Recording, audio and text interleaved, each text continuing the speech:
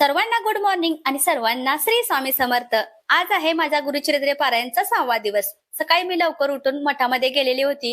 ग्रंथाचं वाचन वगैरे झालं, त्यानंतर मी घरी आलेले आहे। घरी आल्यानंतर आता स्वयंपाकाला सुरुवात केलेली आहे, कारण पाहुणे येणार होती त्यामुळे। तर म्हटलं चला मुलांना चहा वगैरे द्यायचा होता, आज नाश्ता वगैरे काही केला नव्हता, मुलांना चहा वगैरे दिला आणि ज्या आपण पनीरच्या भाजीसाठी वाटण भाजलेलं आहे ते फॅन खाली थंड करण्यासाठी ठेवलेलं आहे, ते जरा थोडं उलटण्यानं पसरून घेतलं। तोपर्यंत आहो आलेले होते भाजी घेऊन। सकाळी माझी धावपळ बघून त्यांनी बोललेत की तुला काही मदत करू का, म्हणून म्हटलं जावा तुम्ही मार्केटमधून भाजी घेऊन या। म्हणून त्यांनी भाजी घेऊन आलेले होते, तर ते मला दाखवत होते की काय काय भाजी आणलेली आहे ही बघ।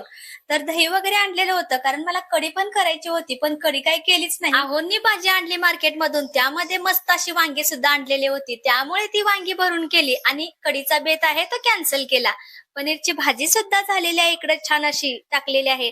सगळा स्वयंपाक आवरून घेतला आणि आता आम्ही चाललेलो आहे पाहुण्यांना आणायला। पण तिथूनच त्यांना एक आमच्या इथं प्रसिद्ध असं मंदिर आहे ते दाखवायला येणार आहे, तर ते तुम्हाला सुद्धा दाखवणार आहे। या बघा पाहुण्या, म्हणजेच आमच्या चुलत ननंदबाई। आता आम्ही मंदिरात जाणार आहे, तर हे बघा मंदिर। पुढे गेल्यानंतर तुम्हाला एकदम समाधान वाटणार आहे, असं हे मंदिर आहे, म्हणजेच इस्कॉन आहे हे। तर 4 महिने झालं उद्घाटन झालेलं आहे या मंदिराचं। खूप मोठं असं मंदिर झालेलं आहे खारघर मध्ये। कोणी कोणी हे मंदिर बघितलेलं आहे नक्की मला कमेंट मध्ये सांगा। खूप लांबून लांबून माणसं येतात, शनिवारी रविवारी खूप सारी गर्दी असते। दर्शन करण्यासाठी आपल्याला 2 ते 2.5 तास लागतात, तर आम्हाला आज काही गर्दी नव्हती, त्यामुळे आमचं लवकर दर्शन झालं। आणि 12चा टाइम असतं बंद होण्याचं मंदिर, त्यासाठी ना आम्ही लवकरच पोहोचलो। 10 मिनिटं आमचं छान असं दर्शन झालं, त्यानंतर लगेच मंदिर 10 मिनिटातच बंद झालं।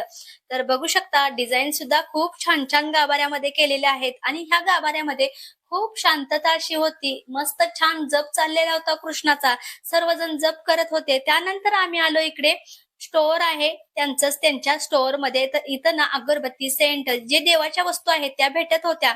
इथं मूर्त्या सुद्धा तुम्ही कृष्णाच्या बघू शकता, छान छान मूर्त्या होत्या, पण खूप महाग होत्या, त्यामुळे काय आम्ही घेतल्याच नाही। मंदिरामध्ये कृष्णाचं छान असं दर्शन झालं। तुम्हाला मंदिर कसं वाटलं नक्की कमेंट बॉक्स मध्ये सांगा। मंदिरात दर्शन झाल्यानंतर आम्ही घरी आलो पाहुण्यांना घेऊन। त्यानंतर आम्ही सर्वांनी जेवण केलं आणि पाहुणी गेलीत, तेव्हा काही मी व्हिडिओ काढला नाही। तर संध्याकाळची ही कामं चालू झालेली होती। सकाळी मी कपडे धुतली नव्हती, म्हणून म्हटलं चला आता कपडे धुवून घेऊ।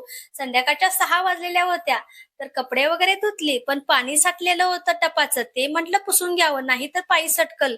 त्यामुळे मी कपड्याने का पुसून घेतलं, कपडे वगैरे सुकत टाकली आणि आज मला दळायचं होतं, दळाचं दळण काढलेलं आहे, त्यासोबत चणा डाळ सुद्धा दळायची। त्या व्हिडिओ मी इथंच संपवते। व्हिडिओ तुम्हाला कसा वाटला नक्की कमेंट बॉक्स मध्ये सांगा। व्हिडिओ आवडला तर लाईक आणि सबस्क्राईब करायला विसरू नका। सर्वांना बाय।